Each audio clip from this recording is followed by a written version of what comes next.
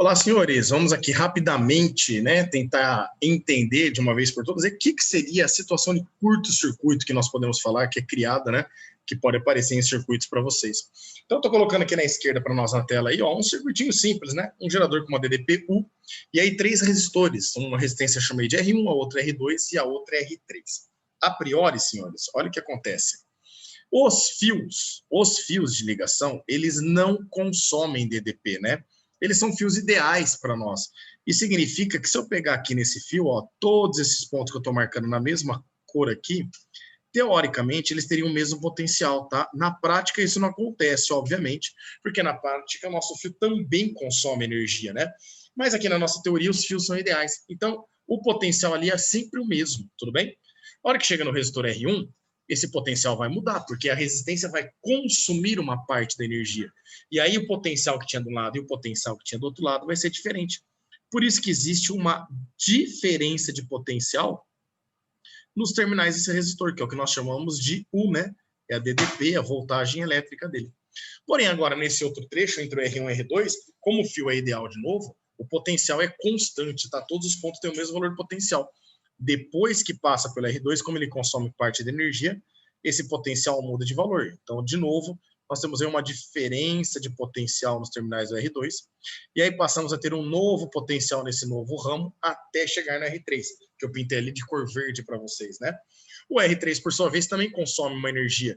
E agora, após sair do R3, ele vai ter um potencial elétrico menor do que tinha antes, porque o R3 consumiu energia.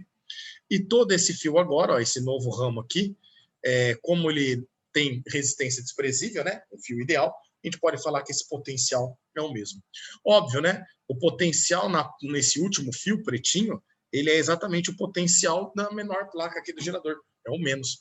E o potencial lá no fio que a gente pintou de azulzinho é exatamente o potencial da placa que nós temos aí maior, que é o potencial que a gente chama de positivo, indicando o maior potencial. Por isso que a gente pode falar que a DDP total aí é a soma das DDPs do R1, do R2 e do R3. Por quê? Porque eu vou ter um trecho onde eu tenho uma diferença de potencial que é entre o azul e o amarelo, depois entre o amarelo e o verde, e depois entre o verde e o preto, certo?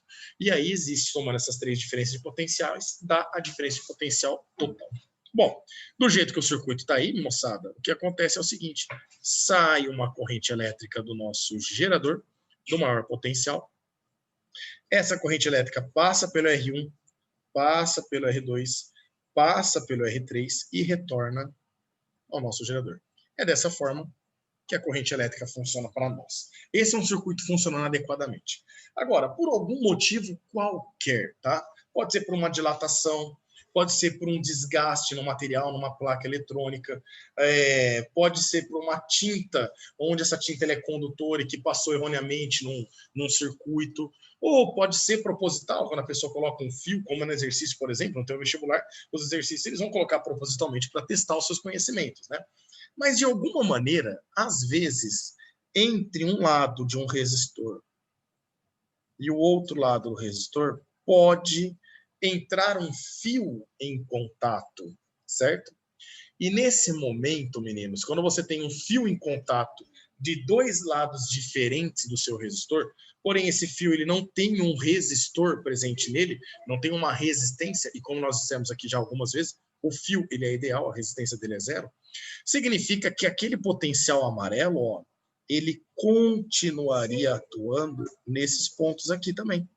Porque se eles estão ligados ali, esse potencial é o mesmo em todos esses pontos. Inclusive agora, em função da ligação, nesse fio que estava verde, ele fica todo amarelo, indicando para nós que o potencial elétrico é o mesmo que tinha lá na extremidade do resistor R1. Pera lá, olha que bacana. No R2, você olha de um lado, o potencial dele é o amarelo. Do outro lado, o potencial dele também é o amarelo, significa que nos terminais do R2 você tem 2 potenciais iguais. Se os potenciais são iguais, não existe diferença entre esses potenciais. Significa que a diferença de potencial nesse resistor vale quanto? Vale 0. Isso significa que esse cara, por não ter diferença de potencial nele, não passa corrente nele. Essa corrente, ela vai desviar pelo fio. Esta situação é o que nós chamamos de curto circuito para nós. É quando a corrente consegue encontrar um caminho onde é muito mais fácil, né? Porque a resistência vale praticamente zero ou zero, é muito mais fácil ela passar por ali, ela desvia e acaba não passando pelo teu resistor. Esse resistor queimou? De jeito nenhum. Entrar em curto-circuito não significa queimar, tá? Ele apenas deixou de funcionar. Tanto é que se a gente desligar esse fio, o resistor R2 ele volta a funcionar normalmente, tá? Então, o bacana para você identificar se alguém está em curto ou não é você tentar ver se o nome ou o potencial, né, que tem de um lado é exatamente igual ao potencial que tem do outro lado. Querem ver um exemplo? Vamos pegar esse exemplo que eu coloquei na direita para vocês. Ó. Coloquei um circuito bem bagunçadinho, alguns resistores, não quero calcular corrente nem DDP, só quero saber o valor do R equivalente. Bom, para saber o valor do R equivalente, eu preciso saber o que está acontecendo aqui, não é verdade? Então, olha que bacana. Saindo do potencial positivo, olha só, esse fio aqui, ó, tá todo mundo ligado no potencial positivo. Como os fios são ideais, a gente pode falar que esse potencial permanece o mesmo em todos os pontos. Então, eu vou chamar esse potencial de A. Significa que de um lado do resistor de 24 ohms eu tenho ponto A e de um lado do resistor de 12 ohms eu tenho potencial A. Tudo bem? Bom, aqui agora, ó, eu vou ter um segundo potencial, que seria esse daqui, o verdinho. Vai ser um potencial diferente justamente porque o resistor de 24 ohms consumiu uma parte de energia, né? Então, esse potencial verde é menor, com certeza, do que o potencial azul. Estão vendo aí? E olha só, em todo mundo que ele encosta aqui, né? Ele encosta, então esse verdinho eu vou chamar de B, tá? Ele encosta aqui no resistor de 20 ohms, ele encosta no resistor de 24 ohms, nesse daqui de 12 ohms e nesse daqui de 20 ohms. Pior, mas entre os dois de 12 ali, meninos, entre os dois de 12, você até pode colocar que existe uma terceira letra aqui, que é chamada de C, que você vai ver que eles funcionam. Mas quando está em série, vocês estão vendo que esses dois estão em série? Quando está em série, eu gosto de desenhar um bloquinho assim, ó, que fica mais fácil. Percebe que nesse bloco você vai somar as duas resistências, né? Vai dar 24 ohms. De um lado você tem um potencial A, do outro lado você tem um potencial B. Ou seja, tem diferença de potencial entre eles, né? São potenciais diferentes. E, portanto, ele funciona, passa a corrente elétrica. Agora, olha que bacana. Se vocês observarem aqui, o potencial menos, ele está em contato nesses fios aqui, ó. Aqui ele entra em contato, eu vou chamar de C, com um resistor de 10 ohms. Todos esses fiozinhos aqui, ó, todos esses pontos desse fio, quer dizer, eles têm o mesmo potencial que nós chamamos de A. Aqui também, ó, tá ligado nesse ponto, então, o fio é ideal, né? Então o potencial é o mesmo, quando chega no resistor 20, ó, é A. É A não, é C, perdão, né? A gente chamou de C. E aí, olha que bacana, o resistor de 10 ohms, tanto por cima como por baixo, no bom sentido, eles estão ligados nos dois extremos ao terminal C. Bom, olha que bacana. Para a gente ver se um resistor funciona ou não, basta você perceber se existe diferença de potencial entre eles, não importa quanto. Se tiver diferença, letras diferentes ou cores diferentes, não importa como você marque aí, é porque eles funcionam. Então eu vou circular de pretinho quem é que está funcionando normalmente aqui, ó. Percebo que esse de 24 aqui ele funciona, porque tem A e B de um lado.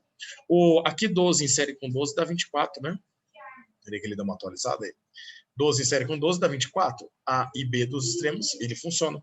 O de 20 ohms também funciona, porque tem letras diferentes, potenciais diferentes.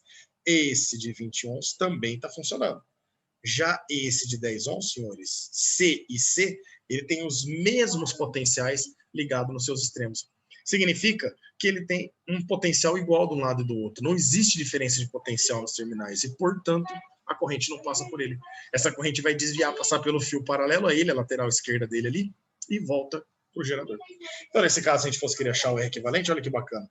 Aqui 24 está em paralelo com 24. Como que eu sei? Agora você tem duas maneiras de saber. A primeira, porque eles estão ligados entre o mesmo par de nós, tá vendo? A segunda, porque eles têm a mesma terminação, A, B. Toda vez que você tiver resistores com a mesma terminação, porque com certeza eles estão em paralelo. Então, 24 em paralelo com 24 dá 12 ohms, já que são iguais, é só pegar o valor e dividir pelo número de iguais, né? 24 por 2.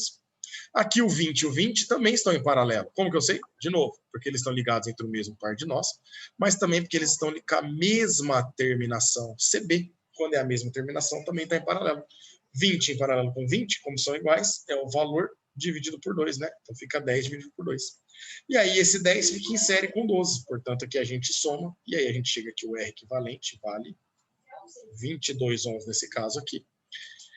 E aí você pode, tendo DDP ou corrente, você pode calcular qualquer outra grandeza que ele peça até potência. Fechou, senhores? Espero que tenha ficado claro o que é curto-circuito. Um grande abraço e até mais.